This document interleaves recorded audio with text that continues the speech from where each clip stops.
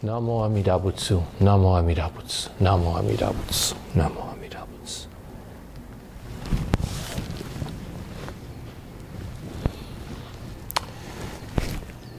Welcome once again to Kahului Hongwanji Buddhist Temple's online YouTube Sunday service. Today's service is for Sunday, February 20th, 2022. We've been away for a couple of weeks, so it's good to be back and good to welcome you back to Kahului Hongwanji's YouTube service. Today we are also having a service in the temple.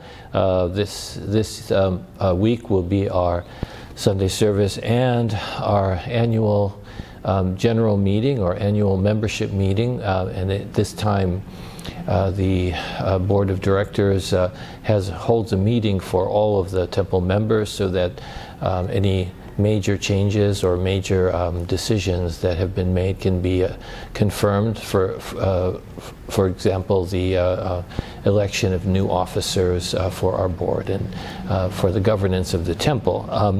Also, we will be having the installation of new members into the temple, but that will be in the temple itself. That will be the in-person service. For this YouTube service, we're just having the regular service itself.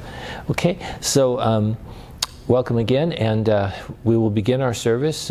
We actually already have begun the service with the ringing of the Kansho, the calling us all to mindfulness and awareness, and then we move on to, after these words, to the Vandana and Tisarana, praising the Buddha's enlightenment, and taking refuge in the Buddha, Dharma, and Sangha. After that, I will chant Gassho to Amida. You can join along. The words are kind of are there on the screen for you. Also, following that, we will have the Golden Chain of Love, recitation of Golden Chain of Love, and then I will share a Dharma message with you. Following the message, we will chant the Metta or the loving kindness meditation, and then have some closing, then have the Nembutsu, and then some closing words and announcements. So, thank you very much for joining us today, and please enjoy the service, and let's put our hands together and recite the Nembutsu. Namo Amida Butsu, Namo Amida Butsu, Namo Amida Butsu.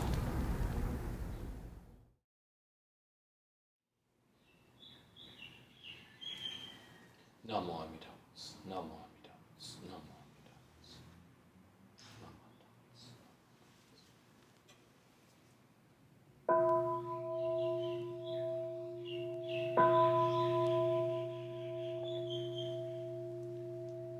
Namo tassa bhagavato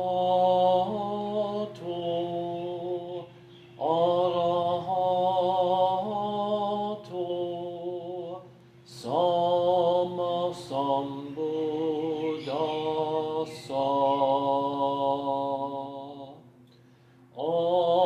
Homage to him, the exalted one, the enlightened one, the supremely awakened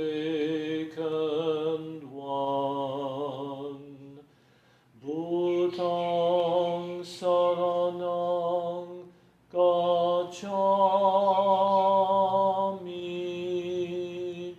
Dhammam saranang gacchami, Sangham saranang gacchami.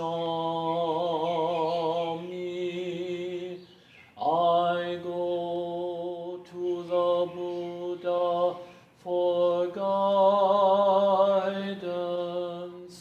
I go to the Dharma for guidance. I go to the Sangha for guidance.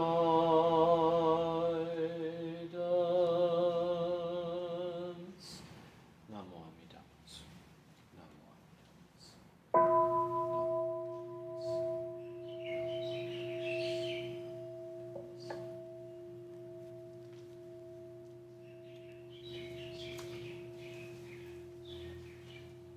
Namanda, namanda.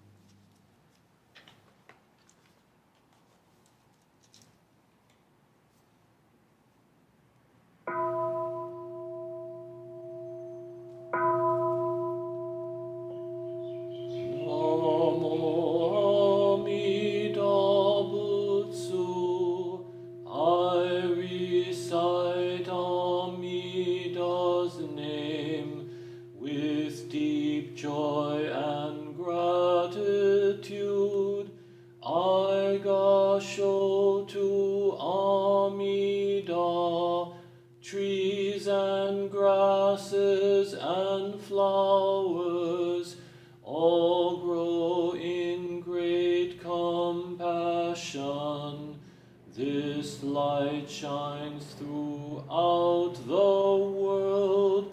I Gassho to Amida. Flowers bloom and flowers fall. From the seed sprout new flowers. This is the truth unchanging. I Gassho to Amida. Springtime brings the happy birds. Their songs all praise Amida. I join them in Nembutsu. I Gassho to Amida. When I call Amida's name, it's Amida calling me. Buddha's voice, my voice are one. I Gassho to Amida. When I'm lonely, I recite Namo Amida Butsu. Then I feel great compassion. I Gassho to Amida. Nembutsu in work and play, every day with Amida, every moment filled with light. I Gassho to Amida. Remember the golden chain, kindness to all living things. I will follow this teaching. I Gassho to Amida. In the clear bright morning sun, in the fading light of day, in the darkness of the night, I Gassho to Amida. Namo Amida Butsu. I live in great compassion. This great power guides my life. I Gassho to Amida.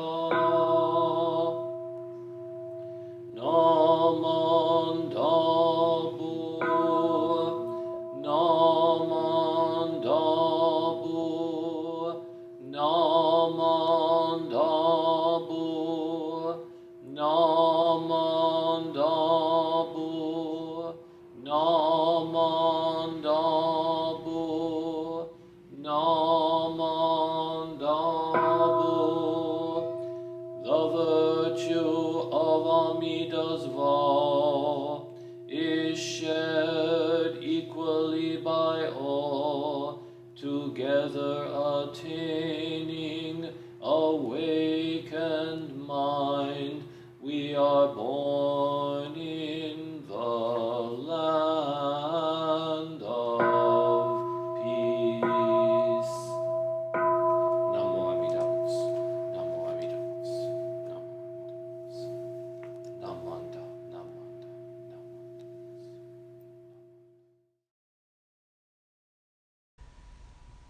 Golden Chain of Love.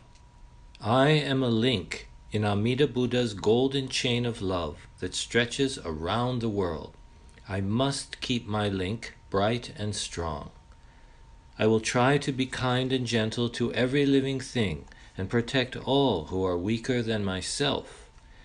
I will try to think pure and beautiful thoughts, to say pure and beautiful words, and to do pure and beautiful deeds, knowing that on what I do now depends not only my happiness or unhappiness, but also that of others. May every link in Amida Buddha's golden chain of love become bright and strong, and may we all attain perfect peace. Namo Amida Butsu, Namo Amida Butsu, Namo Amida Butsu. Welcome once again. At this time I'd like to share some thoughts about the Buddha's teaching with you. Let's begin by reciting the Nembutsu. Namo Amida Butsu, Namo Amida Butsu, Namo Amida Butsu, Namo Amida Butsu. So, we're living through some very difficult times these days. I don't mean just the pandemic or even all the chaos in the society around us and the collapsing economy and all those things. Conditions over a very long period of time have brought about a time of great discord and conflict within human society, not only in this country but really all around the world. At this time in human history, it seems that the truth of the Buddha's teaching, that all suffering arises from greed, anger, and ignorance, has never really been more clearly demonstrated. And because we have been practicing so much greed, anger, and ignorance so diligently for so long, kind of a lot of illusion, living in a kind of a illusory world, thinking we can have everything we want, and not have any consequences and not worry about what our actions do for others. All those kinds of delusions. I think we're now seeing the results all around us. The roots of today's problems are obviously rooted in the deluded mind. That's what Buddhism teaches us. I guess, we can point to our governmental and corporate leadership, business leadership and so on. I don't know if you can tell the difference between those two entities anymore, which itself is kind of frightening and not the way things should be.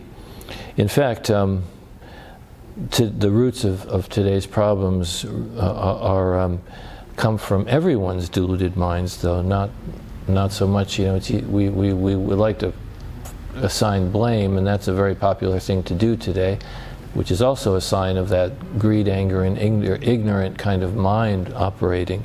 But really, it's my mind that's creating the world, and so I have to take responsibility for it. We're all creators of the conditions in the world that we live, and unfortunately now we're making we're making a future that's not so bright for our fellow inhabitants of this earth, and especially we're not leaving a happy legacy for future generations. And, barring a miracle, things are not going to get better anytime soon. And for that reason, it's all the more important, I think, for all of us who claim to be Buddhists, to begin to look deeply within ourselves to see what is true and real. What's true and real in here? And bring that true reality to the surface. It is up to us to make the choices that can transform our world. But if we all continue to just shrug our shoulders and accept brutality, materialism, and dishonesty, that is business as usual. And if we keep being afraid to rock the boat or to have any, to take any cost of changing the world on ourselves, then I think the consequences will not be good. But if each of us says, well, if I do something, if I try to make a change in the world, if I change myself, then I think maybe there is some hope. Now, since today's service and also our annual meeting for the in-person service is actually an annual New Year's observance. And back when we were able to, before COVID, we also had a nice luncheon afterwards. So that's always an important part of any get-together, but we haven't been able to do those kinds of things for a long time, about 2 years now. So, but it's really our observance is our New Year's observance as a temple organization, and the time when we set the course for the coming year. So let us all try to acknowledge, I think, as we do this, that we don't live in normal times. Let's not keep yearning for things to go back to normal, but rather to reflect deeply within ourselves how we might create a world that's not normal, a world of goodness, of humane values, of kindness, nurturing, sharing, and compassion for everyone. I think it would be a good aspiration and a worthy mission for our temple, Kahului Hongwanji Buddhist temple, if we were to think that way. Not to say, go back to normal, which was just, well, we hadn't seen the consequences of our actions yet in the world. Normal isn't necessarily good, you know. Sometimes normal needs to be stopped, and maybe we can thank COVID for shaking us out of normal, but of course it's created a lot of problems that we now also have to fix. So it's a difficult time, but let's have that aspiration that we're going to create a different kind of world. That's what our New Year's goal should be. So, having said all that, I'd like to share, I think somehow the idea of faith comes to mind. That's really how we can change the world, only with faith, not with all of our good intentions or all of our certainty that we know what's best. We have to start with faith. So I'd like to share a story that I heard from Dr. Alfred Bloom many years ago. And this story comes from Tibet, apparently, and it's about faith. So according to the story, there was a person, a merchant, really he was, and he traveled from place to place.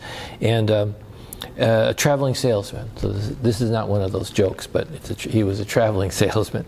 And he lived with his aged mother, who was a very devout Buddhist, you know.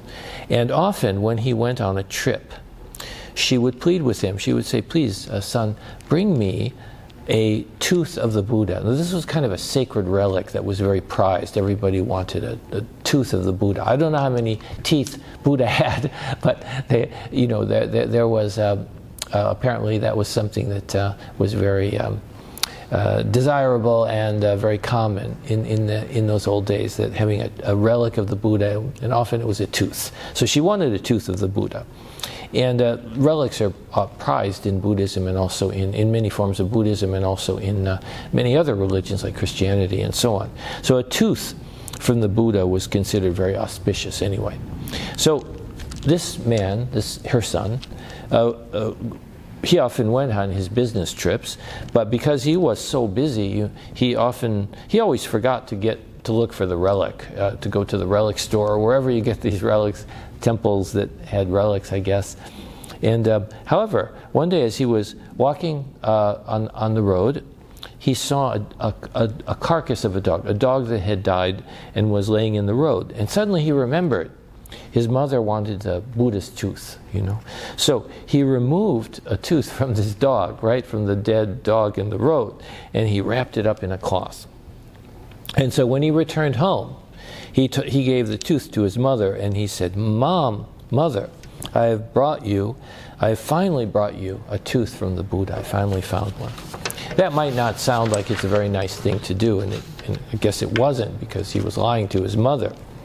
But see what happens. So his mother was so grateful. She took the tooth, you know, she unwrapped it and she laid it there, and she put her hands together in prayer, in reverence.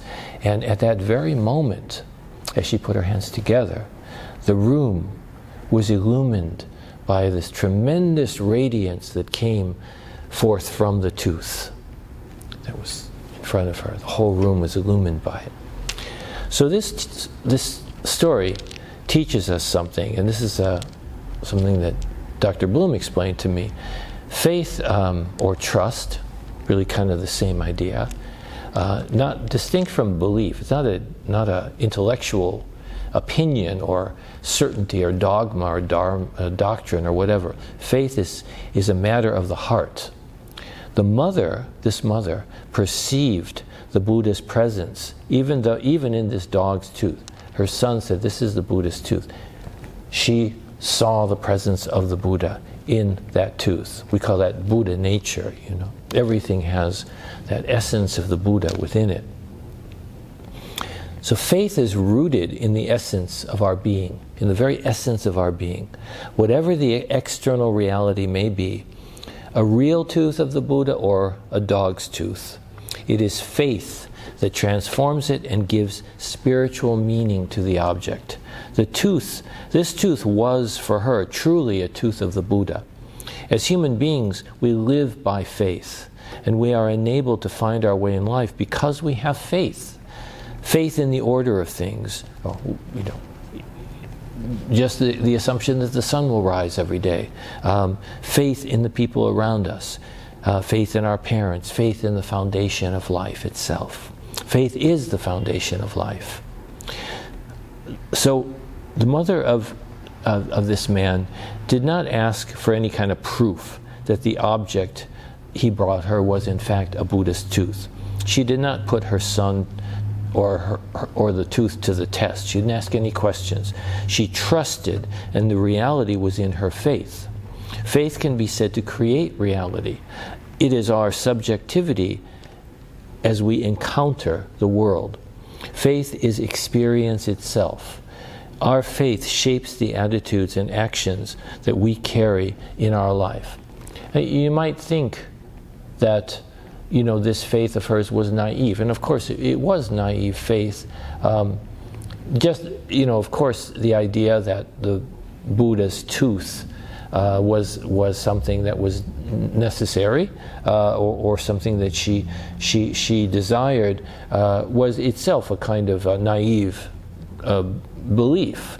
But because she thought that a Buddhist tooth was an important thing, when she saw that tooth, she had deep reverence, and it was her inner response to what to her was something that represented the reality of the Buddha, the reality of infinite truth, the reality of the great compassion and love that embraces all of us.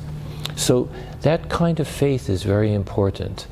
We might think that faith is just a feeling, a sentiment, and that what is real are things that can be scientifically proven and so on. But actually, there's nothing, including science, that isn't somehow rooted in faith, in assumptions about things that we ultimately cannot prove.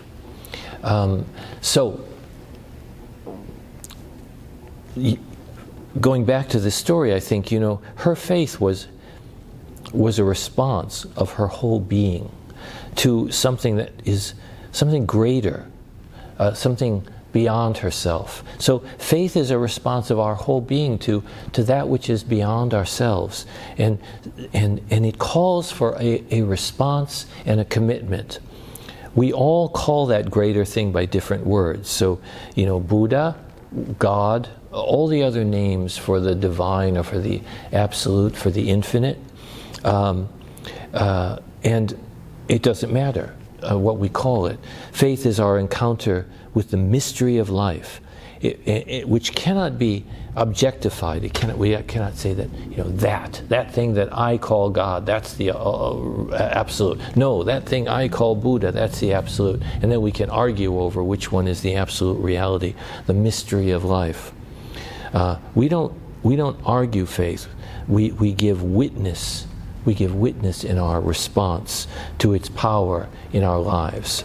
And faith is, you see, different than belief. You might believe that thing is the thing to believe in, and someone else believes that thing. Buddha, God, Allah, the Tao, whatever it is we say that is the ultimate truth. Everything else is not real. We all may believe different things. We have different theories. And we all may disagree very much over those different theories about what is real or what is the source of life, the fundamental reality. And people come to argue bitterly and oppose each other and even fight or kill over those differences in beliefs, which obviously is common today. Political beliefs, beliefs about religious beliefs and so on. But the faith, the trust that arises naturally from our sincere encounter with reality, just the way the mother responded sincerely to that dog's tooth. That's the truth of the Buddha, and her faith brought it to life, actualized it, and it illumined the room with radiant, infinitely radiant light. So the truth that arises from our encounter with reality, that we experience with an open heart and a willingness to see ourselves honestly, right? To bow, right? You know, when we're say arguing over beliefs, we're arguing like as if we were the absolute, the expert, and we're not humble. There's no humility there. Say, I know, no, I know, and we argue back and forth, or maybe we kill each other, hurt each other in some way. But when we have faith, when we encounter reality with that open heart, then we don't see ourselves as the expert. We see ourselves as bowing, as submitting ourselves to that reality. We are absorbed, allow that reality to embrace us and absorb us. And that kind of faith, not the faith of belief, not that where everybody knows better than everyone else. That kind of belief, which is the belief of humble bowing, unites us and creates harmony and peace in the world. It is only in the life of faith and trust that we can go beyond greed, anger, and ignorance, and only in that way can we transform and recreate the kind of world that we want to live in. So thank you all very much, and I'd like to wish you all once again Happy New Year and a life of awakening and appreciation. Thank you again. Let's put our hands together and recite the Nembutsu. Namo Amida Butsu. Namo Amida Butsu. Namo Amida Butsu.